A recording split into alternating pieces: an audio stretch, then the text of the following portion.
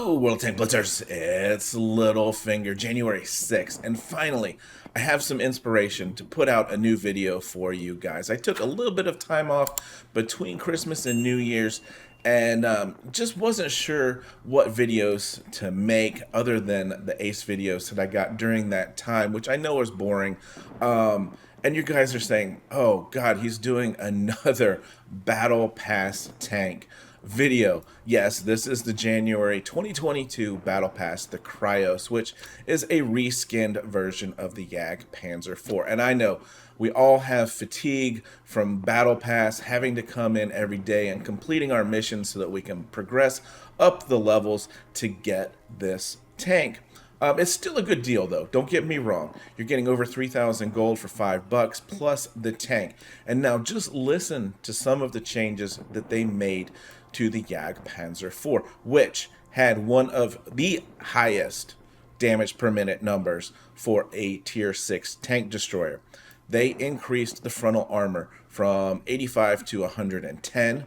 They increased the gun depression from 5 degrees to 8 degrees, making our effective armor that much even better. Yeah, that much even better, guys. Spaced armor on the sides and the top of the back there. They reduced the top speed 5 kilometers per hour because of the extra armor. I can see that. But they increased the traverse speed by 5 degrees per second. I'd much rather have a tank that can turn faster so you don't get COD'd versus a tank that can accelerate faster. Yes, horsepower per ton rate goes down a little bit, but this tank has more hit points as well. So quite an interesting changes to the attributes on this tank. Let me go through the consumables and then we'll do a quick comparison and get into some gameplay and see if you think that this tank, which I'm averaging over 2,000 damage per battle, is broken or not. So consumables, repair kit, multi-purpose, and adrenaline. Provisions, running both chocolates and improved fuel. And for ammo, 29, 14, and 17, yes, you will need to carry a little bit more APCR than normal because of the equipment set up here with the gun rammer. That is going to put us at nearly 3,000 damage per minute. Yeah, we do lose out on a little bit of a pen, but I'd rather have a 4.5 second between shots, to be honest with you guys. Defense system, camouflage net, enhanced gun laying drive. The games that you will be seeing are with improved assembly, but because of this armor improvement, I want to run a few here and see if the enhanced armor makes that much more of a difference. Engine accelerator, refined gun, we're doing what we can to get the dispersion back. That is one of the negatives of the changes. The toolbox and the consumable delivery system. All right, so let's quickly go blitzstars.com and compare these tanks. And you'll notice straight off the bat, the firepower, gun handling are very, very much the same for the J.P.IV and the Kryos. Pulled these other ones up just for comparison, and look at the difference here with our damage per minute numbers. Pen is okay, alpha 220 per shot, 88 millimeter gun with decent, not great shell velocity.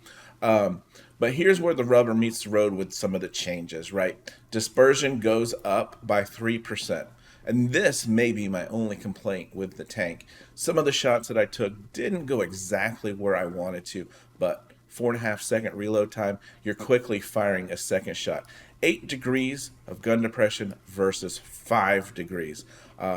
You'll be amazed at how much 3 degrees of gun depression makes. Here's the 40 kilometers per hour versus 45, and our power to weight ratio of 14 versus 18.5. So the tank's not going to accelerate, and it doesn't have as much top speed. But hey, you're not really frontlining in this tank anyway. So I'd rather have this 35 degrees per second and try to minimize the chance of being circled to death. Here is the extra 100 hit points, which is amazing. And look at the change here, 86 to 120 on the armor. And we'll jump over to Armor Inspector to take just a quick look at that. Pink is your spaced armor here. Kind of interesting to see how the spaced armor is working there in the back. Would love to test that out. Maybe we'll get a video on that later. But we see these numbers up here. 120 on the top, 110 here on the top part of the, well, I guess the hull. 164-ish. 183 effective, and that would be on flat terrain. But of course, guys, keep in mind we've got 8 degrees of gun depression. If we put that into place, 229, 230, 183, these are some big numbers for tier 6 and tier 7, especially tier 5. Forget about it. If you can hide this lower part here, you're really looking good when we switch over to the pen area here. I mean, on flat ground with the Dracula shooting you, yeah, you're going to be penned fairly easily. If we turn it to the side here, you're either giving up your front or your side. But if you then get onto a ridge line here and hide that bottom part of the tank, this tank bounces a lot of shots, which I think the armor might be a little bit overcooked on it, but we'll see. Here's some gameplay. Alright, let's start out on Ghost Town here as top tier. They've got a couple Kryos on the other team as well. Some, tanks that I would expect to be coming onto the light medium side. So that is the direction that I am going to head. And when after getting familiar with the tank, you're going to want to try to find spaces on the map where you can get the tank kind of angled backwards on a hill, use that 8 degrees of gun depression, and maximize your effective armor. Because that and your damage per minute numbers just make this tank really, really strong. So Titan's up there. He's getting some early spots. We can get up onto this ridge line here, and we'll take some shots into the tier 6 M6 heavy tank. And this is where you'll notice I haven't switched over to APCR yet, but we're lacking in pen just a little bit here. Finally get one to go. Last one here is going to bounce also.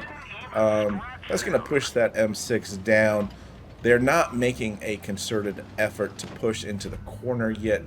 I'm not spotted, so this is when I think, all right, they're going to try to come around and push onto our 2 guys here. The rest of the heavies have kind of been back here with me. So let's get in here and start getting this DPM into place. So we've missed out on those 2 shots with the Titan there kind of in our way. And my thought is, we don't necessarily have to be on hills that go up and down to hide our lower plate. We can be on hills that kind of angle off to the side. So you'll notice here as I pull around the side, I'm trying to just angle this and hide as much of the lower plate of this tank as possible.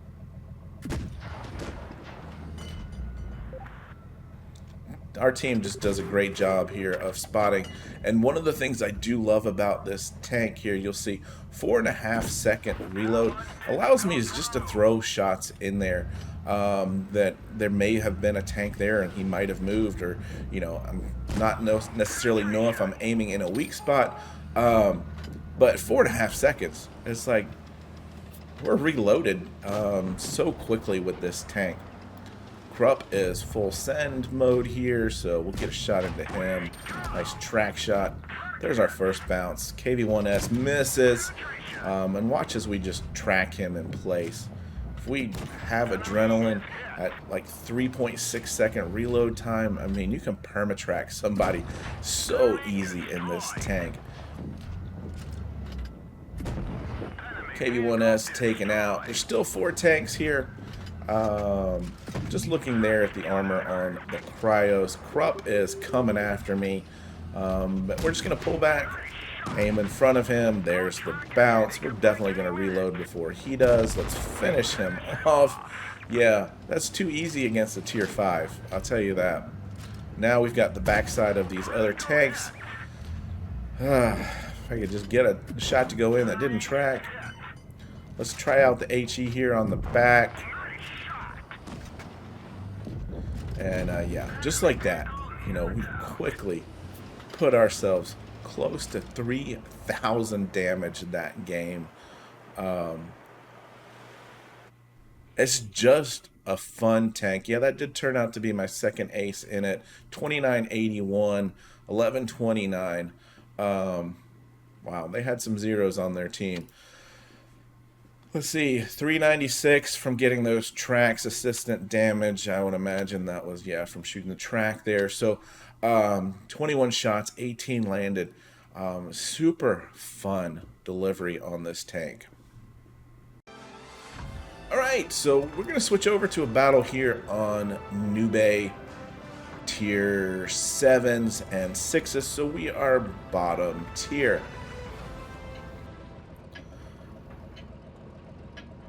I have almost completely stopped going on the heavy side of this map. I think that's kind of a meta change recently. Seemed like before everyone went into the park there. But now I primarily go onto the bridge. And that is fine other than having to share space with some of the other tanks that you'll see in this game. But if I just stay at the top of the bridge here, I've got that gun depression that I'm looking for. And hopefully we can get some shots into these guys that are making their way up. There's our first one. And yeah, we're going to bounce that from the Cromwell B. Leo, nope, he just completely missed his shot as we were backing down the hill. And yeah, we're just kind of holding this spot right now. Here comes the Cheeto, and he's the guy I kind of run into a little bit here. We do get penned. I gotta wait for this guy to get out of my way. And now they've all pulled back.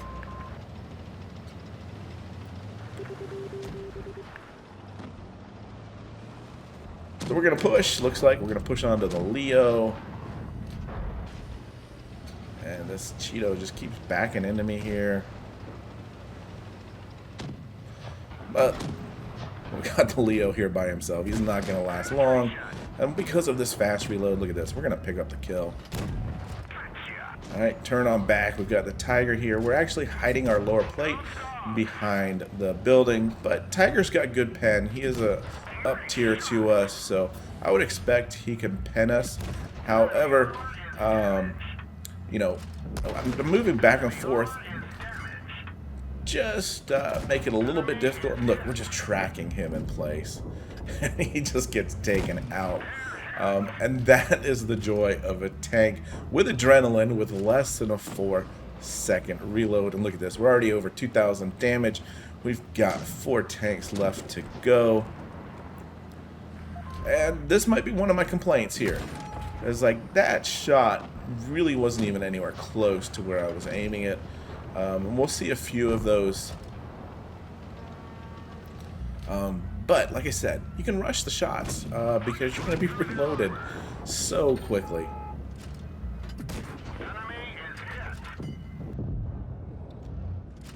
And I don't really see the lack of mobility as that much of a detriment, but I have noticed the increased armor and the number of bounces as we track the VK there.